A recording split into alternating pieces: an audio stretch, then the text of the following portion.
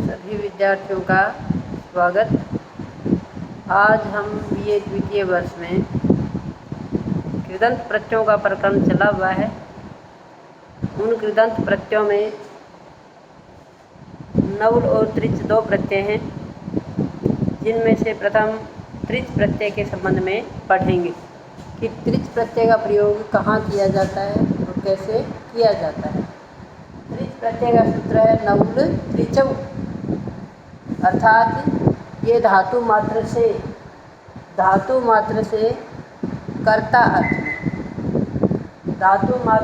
कर्ता अर्थ में त्रिच प्रत्यय होता है। त्रिच प्रत्यय में जय की इच संज्ञा और लोप करने पर त्रिशेष बचता है। ये जो प्रत्यय है, इसके लगने पर जो शब्द बनते हैं वो शब्द सुबंत शब्द कहलाते हैं और ये विशेषण के रूप में प्रयुक्त होते हैं। इनके जो शब्द बनते हैं वो तीनों लिंगों में इनके रूप चलते हैं। जो भू धातु से लुट लकार में रूप बनता है भविता, भवितारो, भवितारे, ठीक वही रूप त्रिच प्रत्यय लगने पर भी बनता है। ऐसे तो त्रिच प्रत्यय के दो भेद किए गए हैं, भेद नहीं है, लेकिन स्वर के भेद से कर्ता अर्थ में और कर्म अर्थ में।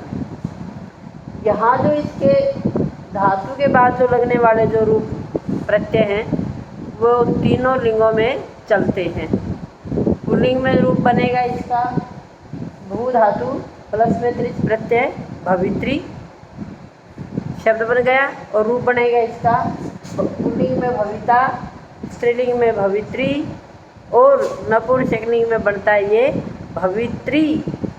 और फिर इसके जो रूप चलते हैं वो कर्ता की तरह से, जैसे कर्ता, कर्तारौ, कर्तारय, भविता, भवितारौ, भवितारय, ऐसे इसके रूप चलेंगे।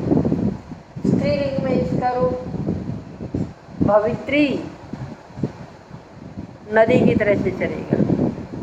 नपुंसकलिंग में इसका रूप कर्त, भवित्री, यहाँ त्रय त्रिशूल वाला था, उसमें क्या है त्रि में री की मात्रा है।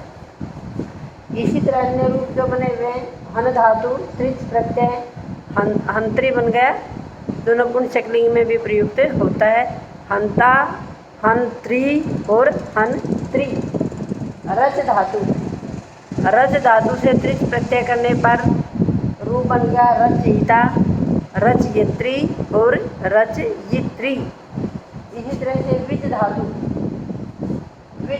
में त्रिच प्रत्यय लगाने पर बन गया विजिता, विजित्री और नपुंसकलिंग में इसका रूप क्या बन गया विजित्री। जी धातु जीतने अर्थ में जेता, जेत्री, जेत्री। इसी तरह इसमें साथ में दूसरा प्रत्यय कौन सा लगा हुआ है, अणउल प्रत्यय। इस प्रत्यय और साथ में कौन सा प्रत्यय है, अणउल प्रत्यय। सूत्र दोनों का एक ही है, नवुल त्रिचौ। दोनों प्रत्ययों का एक ही सूत्र है नवुल त्रिचौ। अणउल प्रत्यय भी धातु मात्र से होता है, धातु मात्र से कर्ता कारक अर्थ में प्रयुक्त होता है। अणउल प्रत्यय में भी अणय और लय की इच संज्ञा तथा लोप करने पर वु शेष बचता है, और वु को क्या हो जाता है युवोर नाकौ, इस सूत्र से वु के स्थान पर हो जाता है अक आदेश हो जाता है। अणउल प्रत्यय से बने शब्द भी तीनों लिंगों में चलते हैं, और क्योंकि अणउल प्रत्यय कैसा है अनित है, अनित होने के कारण यहाँ पर क्या हो जाएगी धातु की उपधाको और धातु जो हर्स्व है उसको क्या हो जाती है वृद्धि हो जाती है। इसके रूप भी तीनों लिंगों में, जैसे पच धातु से पाचक, पाचिका, पाचकम। पठ धातु से अणउल प्रत्यय करने पर बनता है पाठक है, पाठिका, पाठकम। इसी प्रकार से नी धातु से अणुल प्रत्यय करने पर नऊल का वो बच गया और वो को क्या हो गया, अक हो गया।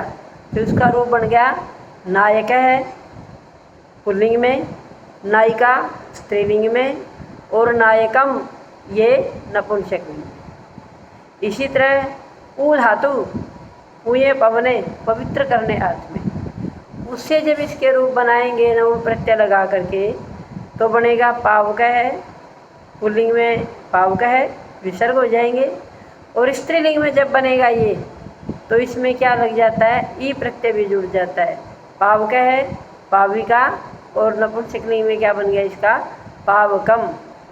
इसी प्रकार से भुज धातु है, भुज धातु से जब हम नऊल प्रत्यय लगाएंगे तो क्या बन जाएगा, वो भोजक है भोजिका भोजकम।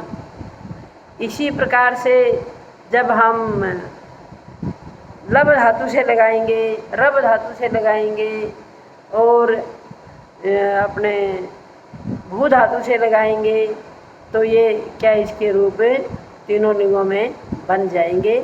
और विस्तार से इसके जो रूप हैं वो हम आपको कल लिखेंगे।